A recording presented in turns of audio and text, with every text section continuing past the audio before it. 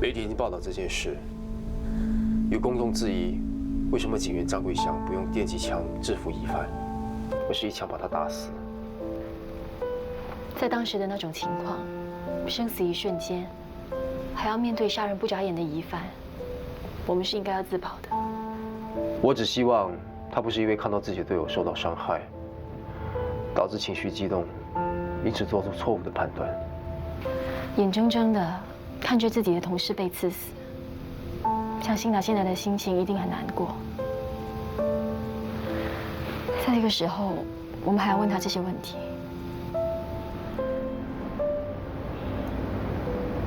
疑犯逃入一个巷口内，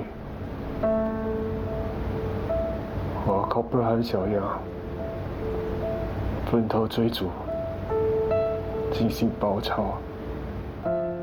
疑犯被我们两边包围，无法逃脱。他手握刀子，我们都知道他是个高度危险的疑犯。当时的情况很紧急，我肯定他会伤害考布尔和小杨，所以就开了一枪。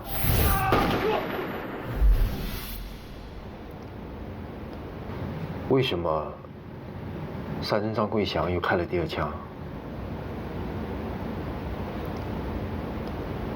疑犯中了枪以后，并没有倒下，紧接着冲向我。所以，杀人张桂祥开了第二枪，阻止疑犯伤害我。你认为，疑犯中了第一枪之后，还有攻击能力吗？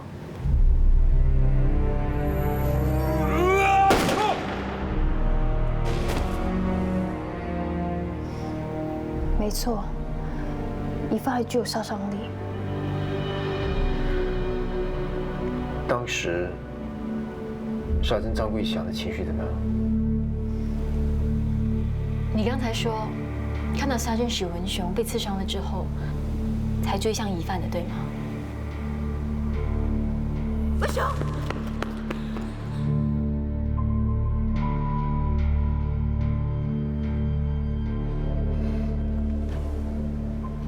没错。你当时有什么反应？我很担心文雄，不知道他会怎么样。可是我没想那么多，就去追疑犯了。你看见自己的同僚被刺伤，心情是不是很激动？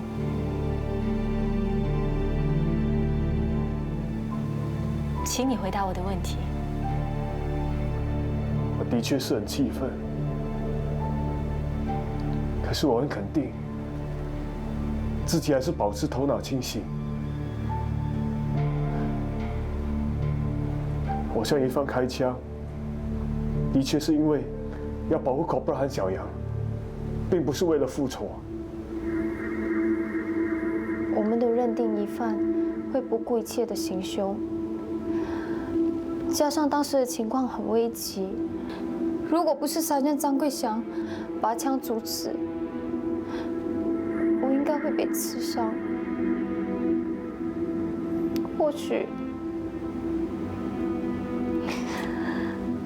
或许就会像杀人许文雄那样，真的那样殉职。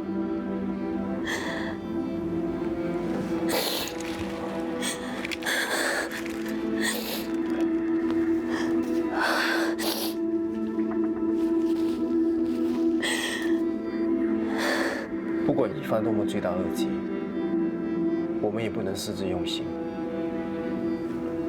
他们该不该死，不是由我们决定的。Sir， 我认为杀人张桂祥开枪是有必要的。我再三的询问你，就是要确定这一点。如果你不相信我的话，问这么多来干嘛？杀人张桂祥，请你坐下来。我必须要确定你有没有滥用私刑的嫌疑。我是想要帮你，并不是在针对你。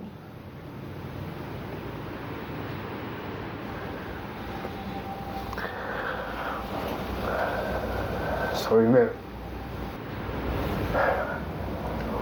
我现在的心情很糟。没关系，我了解你的感受。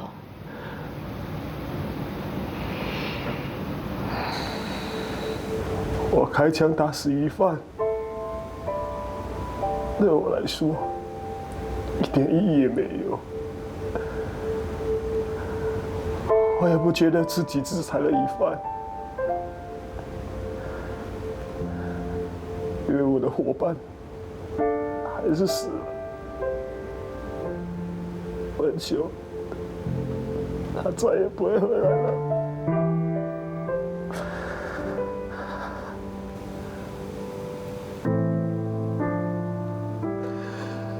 对不起啊，我也觉得很遗憾。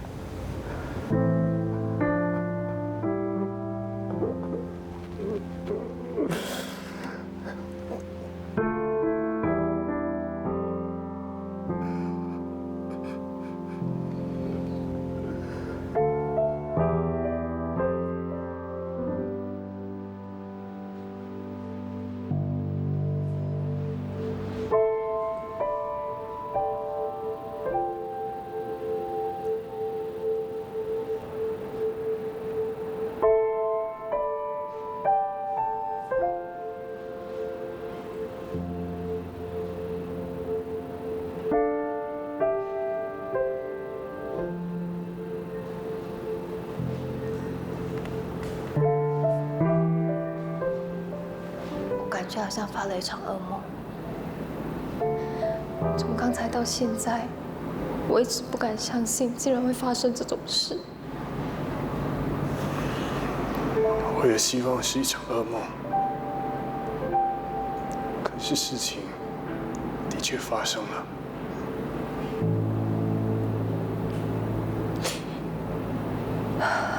刚才真的好危险，我以为我会像文雄一样，如果不是你，我差一点就要没命了。没事了，已经没事了。谢谢九。我曾经想象，有一天我可能会需要开枪，可是现在我才知道，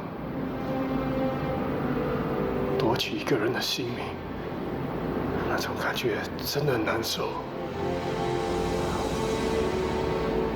我也不能相信，我竟然开枪杀了一个人。你是不是觉得你做错了？不，我很肯定开那2枪是应该的。可是不管再怎么有理由，始终是杀了一个人，一个活生生的人。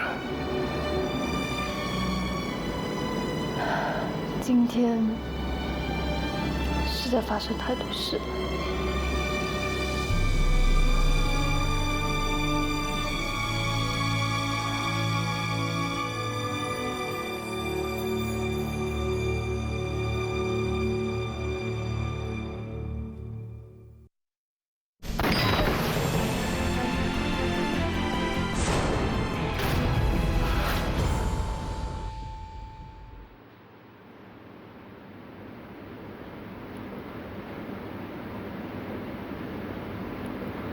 今天一连出现了3具尸体，其中一个是我们的警员。这个案件，媒体和舆论都制造了不少压力。我已经动员了所有的资源，务必尽快查出这个案件的主谋。但是，我要大家保持冷静。对每个疑点做出分析。如果必要，我们必须回到案发现场搜查线索，不能有任何疏漏。益达，有什么进展？我们查到林信惠、李志明还有沈伟忠，他们3个人其实一早就见过面了。2个月前，林信惠举办了一个筹款活动，活动会场是在一家智障人士福利协会。我查问了在场的人，原来当时还发生了一段小插曲。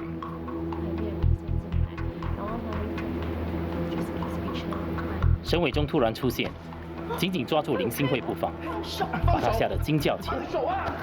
相持不下时，李志明赶紧来解围。快跟这位女士道歉。那达利 ，Natalie， 是不是女性的名字？为什么沈伟忠这么说？我们在沈伟忠的家里收到了一套漫画， The Shadow Blade。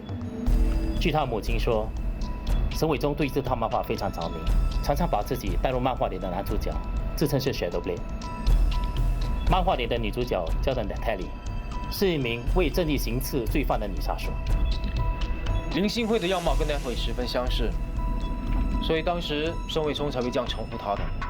沈伟忠也画了一幅画，显然的已经把林信惠当成是 Natalie 了。他会不会是对林信惠有爱慕之意？有可能。现在证明林信惠的确认识李志明，之前他隐瞒了真相，这对男女可能是共犯。Sir， 沈伟忠的验尸报告指出，他体内含有合成类固醇的兴奋剂，而且这类的兴奋剂能使人处在亢奋的状态。沈伟忠的病情一向来都需要靠药物控制，他现在体内竟然发现了兴奋剂，难怪这2个星期内他的病情会有恶化的倾向。给沈伟忠吃药，目的是让他处在亢奋状态，容易驱使他成为杀人工具。我们从沈伟忠身上收到一包兴奋剂，我们从单据查到是李志明昨天晚上买的。那么说，李志明才是真正的主谋。他会被沈伟忠杀死，这是亡国之分。很多事情都在这2个星期内发生，例如林信惠面临财务上的困难，李志明和黄丽轩发生情变，这些都很可能是他们杀害死者的动机。李志明很可能是主谋，但是林信惠也绝对不可能置身事外。在查证许文雄被杀的命案现场，我们发现凶手用来包凶器的报纸封面上有个印章，是属于一家小旅馆订购的。我们怀疑沈伟忠在案发前曾经到过这家小旅馆。没错。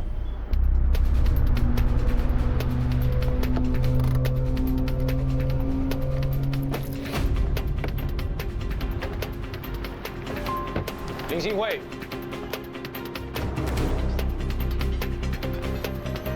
林小姐，你想要去哪里？我来接我女儿，请问2位警官有什么事啊？你在1个小时前买了2张去澳洲悉尼的机票，为什么那么急着出国？我去澳洲是去看我哥哥，他突然间病倒了。可是你买的是单程机票，你不打算回来新加坡了吗？这是我个人自由，对不起，我赶时间。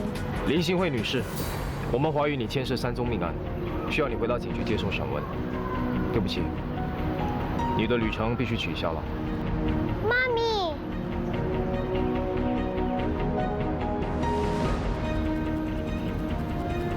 那我女儿怎么办？她会暂时跟她姑姑住。我能不能过去跟她说句话？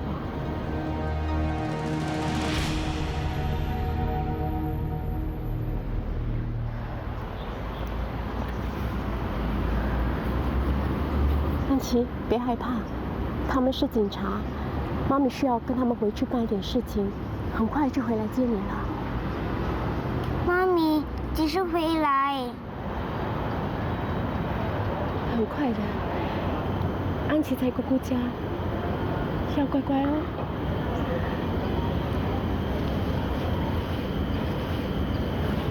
安琪永远是妈咪的好孩子，妈咪永远爱你。你们根本没有证据指控我，又扣留了我这么长时间，我一定会去投诉你们的。如果我们没有足够的证据指控你，是不会扣留你的。我根本不是杀人凶手，请你们不要浪费时间。李志明，你认识吧？因为工作关系见过2、3次面，算不上认识。你们第一次接触是在一项筹款活动，同时间你见到了沈伟忠，我记得他是一名有轻微智障的患者。我们已经证实他是连环凶杀案的凶手。恭喜你们逮捕到凶手，这跟我有什么关系啊？你听到这个消息之后，一点也不觉得震惊？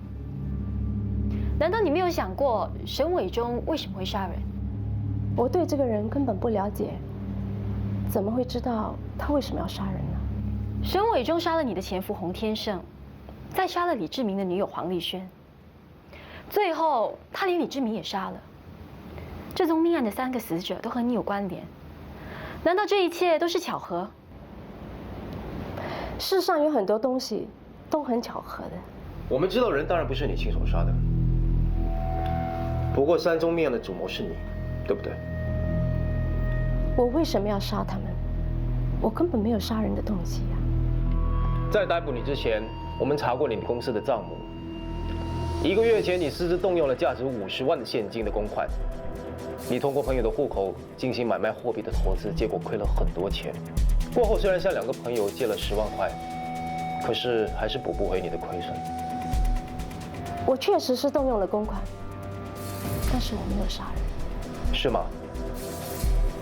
当时你担心会失去女儿的抚养权，于是你计划杀人，谋取洪天胜的保险金。你当然不会亲自杀人，所以你就想到了沈伟忠，要利用他帮你做这件事，对吧？我跟沈伟忠无亲无故，他又怎么会乖乖的听我的话去杀人呢？你们的想象太丰富了。你和沈伟忠是不是有不可告人的男女关系？我不明白你在说什么。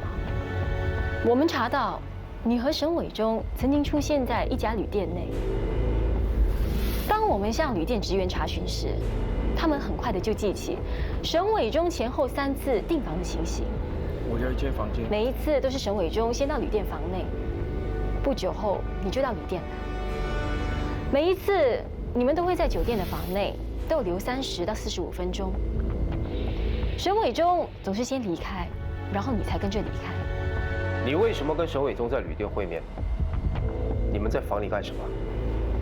我根本没有去过什么旅店，是那个职员认错人了。我们在电梯内的 CCTV 里找到你和沈伟忠曾经出现在电梯的录影画面。你已经无法否认了。我们已经查到沈伟忠前后3次在旅店订房的记录，这3段时间刚好就是命案发生前的1到2个小时。为什么每一次命案发生前，你们2个都会出现在旅店的房内？你是不是在旅店的房内教唆沈伟忠如何杀人？你是用什么方法令到沈伟忠帮你杀人的？就算我和他曾经出现在旅店，那又怎么样呢？这可是我的私事。再说，我也没叫他做什么事情，他要去杀人，跟我没有关系啊。你不说也没关系。其实，我们早就知道了。你第一次见到沈伟忠的时候，你就知道他对你有爱慕之意。后来你了解到，那是因为你跟漫画的女主角 Daphne 样貌很相似。我们在你家里发现了一套漫画《The Shadow Blade》，这证明了你有意去了解沈伟忠的心态。之后你色诱他，然后利用他对你的感情，引导他去杀人，对不对？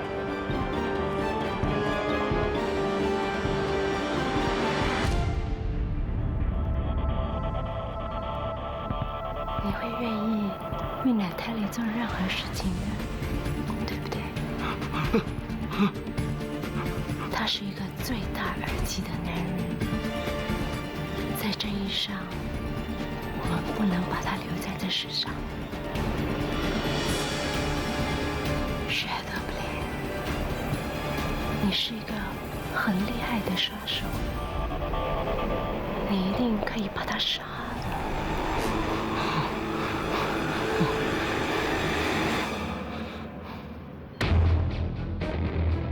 洪天胜跟李志明被杀之前，各自接到一通电话，是不是你打的？那2通电话都是由公共电话打出的，恰好在旅馆附近。前天下午4点15分，你离开旅馆之后，到了一家店换取硬币。当时店员清楚地看到你在使用公共电话，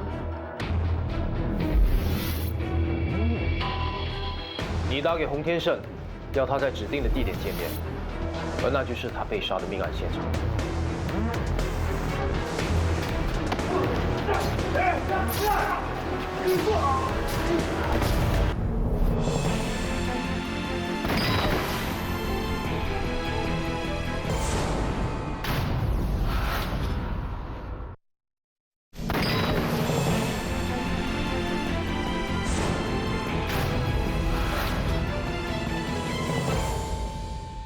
打完电话之后，你马上赶到你父亲居住的疗养院，制造不在场的证据，对吗？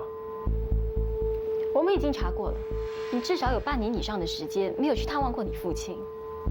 你是不是想利用他来掩饰你的罪行？就算你们能证明这通电话是我打的，也不代表是我叫沈伟忠去杀人。洪天胜被杀之后，基本上你的目的已经达成，你只需要等待继承保险金，就可以解决债务上的问题。如果不是发生过后的事情，你根本不用再去杀人。你曾经向李志明套取关于沈伟忠的资料，我们在你的手提电脑发现你和李志明在网上交谈的记录，同时我们也发现在李志明的电脑内有相同的记录。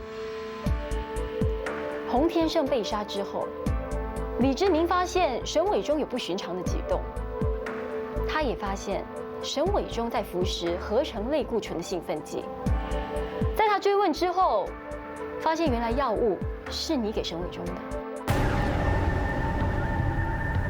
我知道你利用沈伟忠帮你杀人。你胡说什么？你不用否认了，伟忠已经告诉我所有的事情。他是一个有智障的精神病患者，谁会相信他所说的？既然是这样，我就把所有知道的事情告诉警方。你想怎么样？帮我做一件事，你的秘密就变成我们共同的秘密。李志明刚刚和女友黄丽轩发生情变，他在极度记恨的情况之下起了杀念，而你在李志明的要挟之下只好就范。你是不是用同样的方式唆使沈伟忠杀死黄丽轩？杀了黄丽轩之后，你了解到李志明的存在对你是一个很大的威胁，所以你又唆使沈伟忠去杀死李志明，对吗？你安排沈伟忠在热闹的地方杀人，目的就是要让他被警方逮捕。你的计划是把所有的罪名都推在李志明身上，对不对？我没有理由这么做，因为李志明才是真正的主谋。是吗？案发前一天，你叫李志明去买一包兴奋剂，然后交给沈伟忠带在身上。那沈伟忠被捕的时候，警方很自然的就会想到李志明，对吧？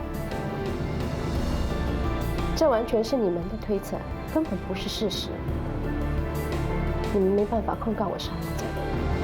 今天中午，我去找李志明问话。不好意思，李志明先生，我们需要带你回警局协助调查一宗命案。过后我们查到，大约在下午1点30分左右，他接到了一通来自公共电话的来电。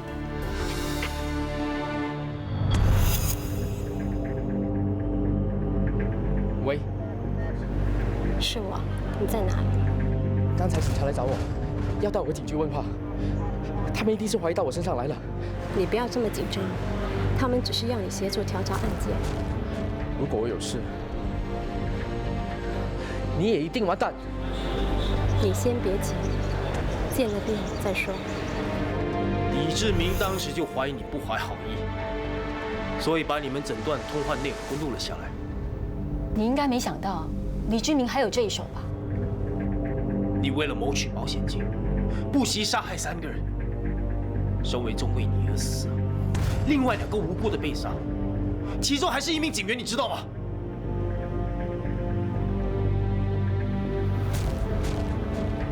我真的不想这样的，是李志明，是他逼我的，才会搞到不可收拾的地步。到了这个时候，你还要推卸责任？这些人无辜惨死，全都是因为你的一己贪念。你手上沾满了他们的鲜血啊！我这么做，都是因为我不想失去我的女儿。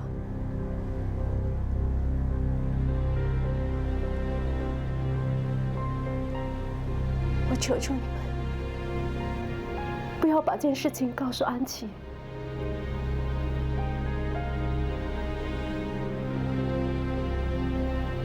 我不想她知道，她有一个杀人犯的妈妈。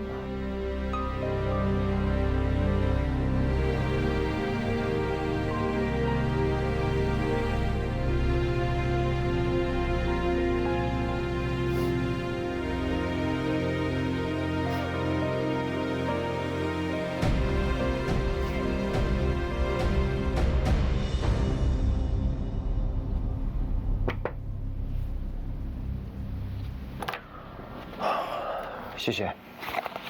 还有什么需要帮忙的吗？不用了，其他的明天再做吧。你先回去。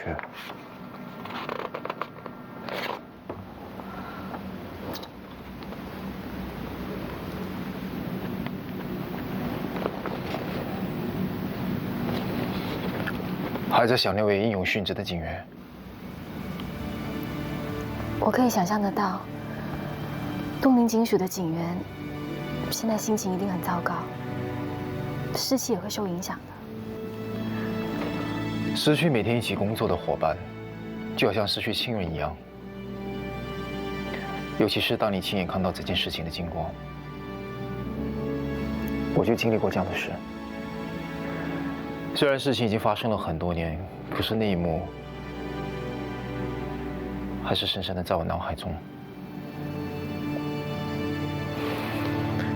所以，现在工作的时候，我都坚守一个原则：人命为先。虽然要打击罪犯，我们无法避免危险的情况，所以我们只能做最好的安全措施。希望我们的同僚能够早日安息吧。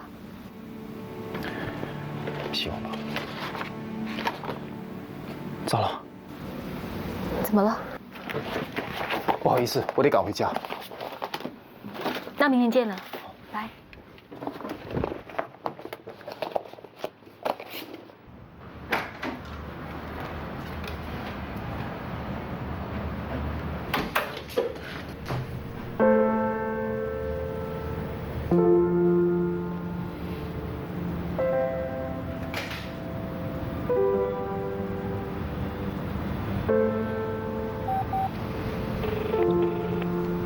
喂，Moon，你知道有梅跟小凤在哪里吗？他们在我这里。他们在你家，我现在马上过去。不用了，我看你暂时别过来吧。有梅说他想静一静。他暂时不想见我。好，那我等他冷静下来再找他谈。麻烦你照顾他们，Moon。谢谢你啊！不用客气。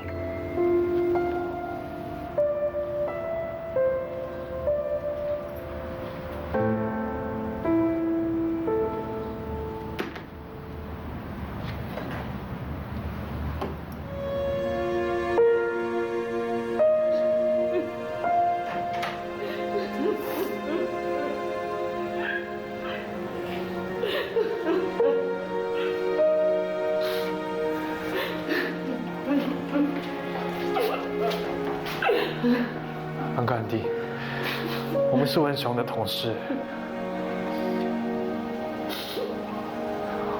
我希望你们知道，文雄是个勇敢的警察，我们都为他感到骄傲。他临走前有说什么话吗？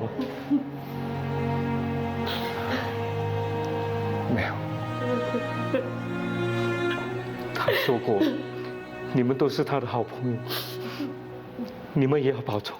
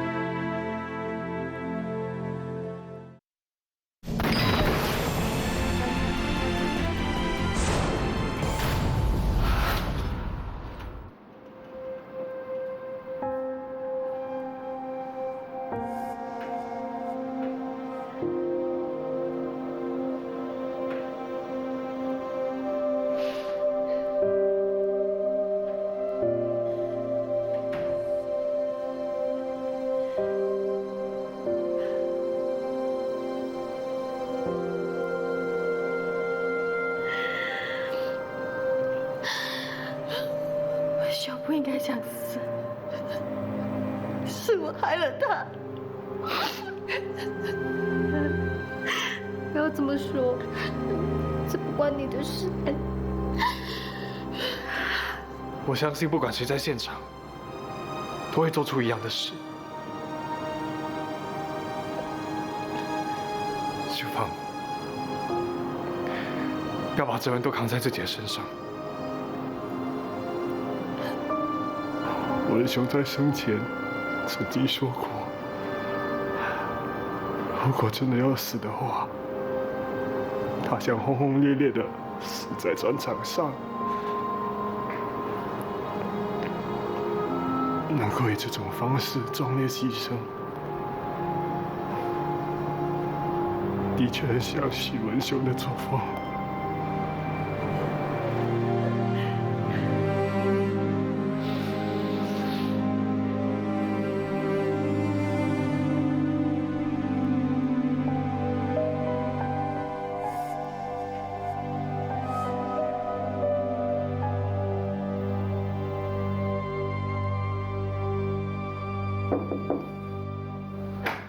Sir，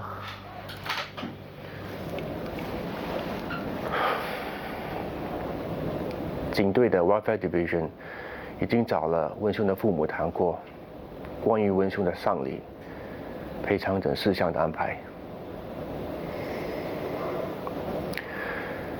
文雄的死，大家都感到很难过，你也别因此感到太自责。Sir。我真的没有办法接受我的手下就这样子殉职了。文雄还这么年轻，他真的不应该，太可惜了。我明白你的心情，你是队长，大家都看着你办事。可是现在最重要的是，你不能倒下，一定要振作起来，带领队员们度过这个难关。Sorry, sir， 我不应该有这么负面的情绪的。没关系，说出来心里也会好受一些。遇到这不幸的事，大家或许会面对心理上的精神创伤。我会安排大家到警察心理服务署接受心理辅导。警队的心理学家会帮助大家度过最艰难的时刻。WSS 国际安全峰会即将举行，这个时候，我们绝对不能松懈下来，警员们的士气也不能受影响。我想这个任务也是文雄生前最希望完成的。Sir， 你放心吧，我不会让我们的情绪影响我们的士气的。我们一定会把分内的工作做得更好。今天早上大约10点钟左右。在义顺工业区附近的树林地带，发现了一具男性尸体。一名工人前往附近工厂工作的时候，意外地发现尸体，然后报案。这名工人常常经过发现尸体的地方，可是他今天早上才见到尸体，所以死者应该是在今天凌晨10分才被弃置在树林内。死亡时间大约凌晨2点到3点之间，死因是被利刀刺入心脏部位。从伤口看来，凶手应该是一名擅长用刀的专家。他的干案手法干脆利落，一刀致命。法医在对死者进行解剖时，发现死者腿上有动过手术，死者腿上被切割的地方根本没有受伤过，无法查出为什么他之前会接受这种手术。死者的身份，死者被发现时身上没有任何证件，我们查过指纹记录，也没有吻合的对象。会不会是非法入境者？有可能。我们必须尽快查出死者的身份，要不然我们就无法找出跟凶手有关的线索。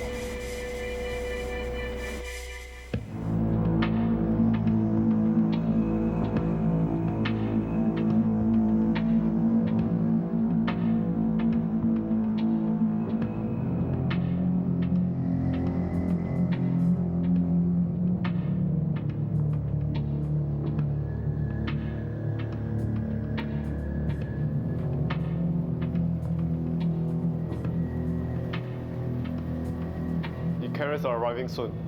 We have to finish the assembly before the WSS.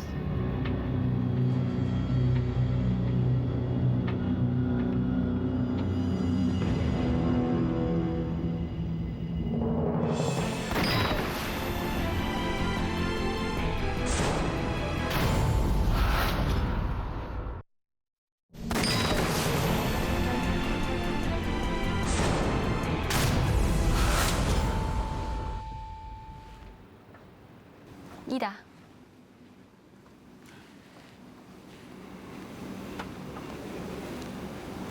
你和咏梅怎么样了？他带小峰去了梦的家，暂时不肯跟我见面。那你有什么打算？我完全忽略了他的感受，我现在只能尽力挽回他对我的信心。你要挽回咏梅对你的信心，必须要付出很大的诚意啊。我知道，看来家庭跟工作，我是不可能两者兼得了。我以前的想法很天真，我认为只要两个人真心相爱，无论什么问题都不能拆散他们。后来我才发现，原来事实并非如此。两个人要长时间在一起，是需要很多迁就和包容，绝对不能有一个人单方面的付出。我就是最好的反面教材。我相信你们是经得起考验的，无论什么问题都有解决的方法，而且还是双赢。希望如此吧。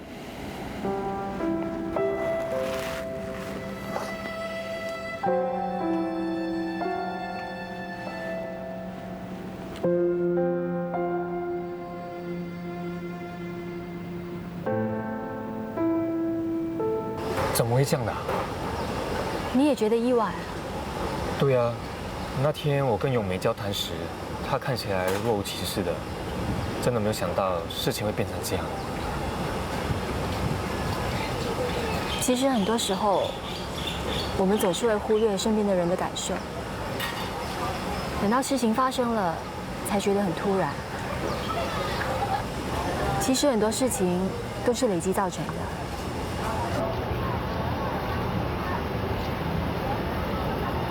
那你现在对我们的将来还有信心吗？他们的事对你有影响了？难免有一点吧。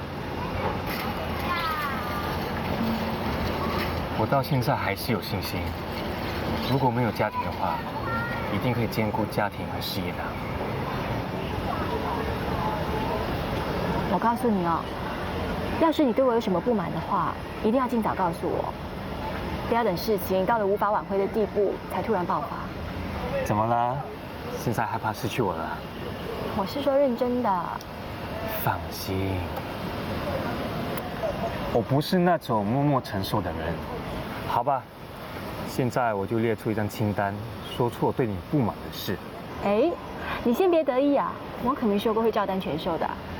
那第一，你不爱吃海鲜，我也得陪你不去吃海鲜。徐文斌，我是认真的。第二，你这位 madam 的价值很大。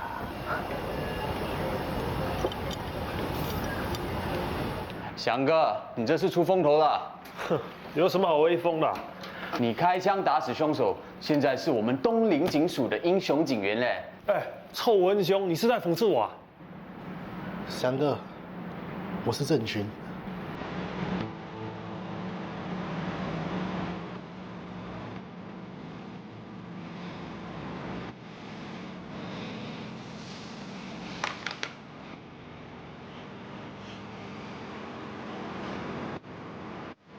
翔哥，你没事吧？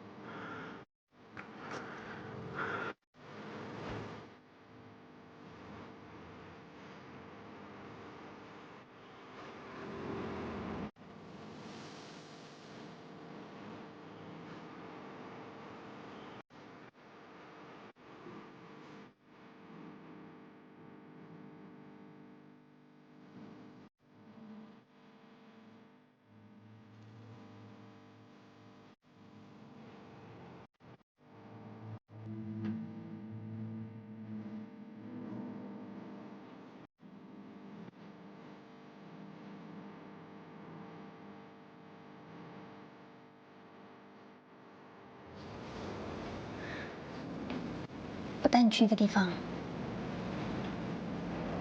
我哪里都不想去。这个地方你一定要去的。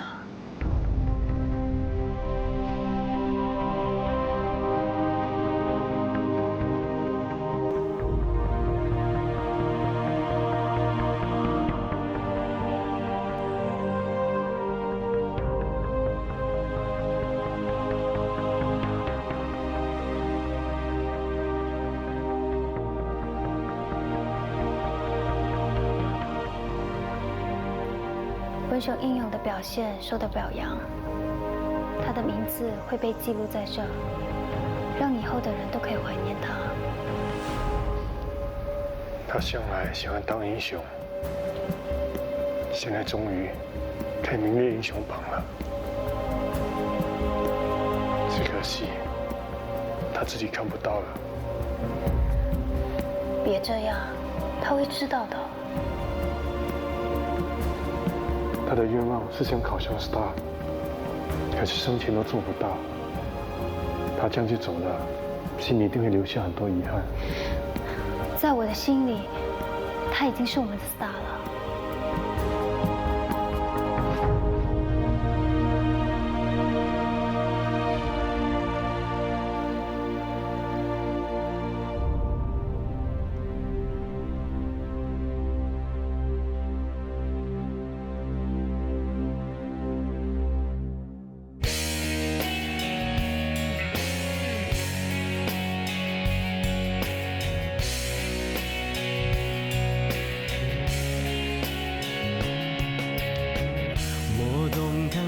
肩上的责任有多少重量？我懂那份荣光总是在给我力量。庆幸你们的爱一直都在我身旁。有些付出不一定要补偿，才算得上圆满。用一些满足填补另一些不满。有时候汗水也能酝酿出芬芳，看到身边的人安详宁静的脸庞，所有艰辛都变成一种坚强。用一些回忆替代另一些遗憾，有时候回过头看，回避是一种遗憾。我看到美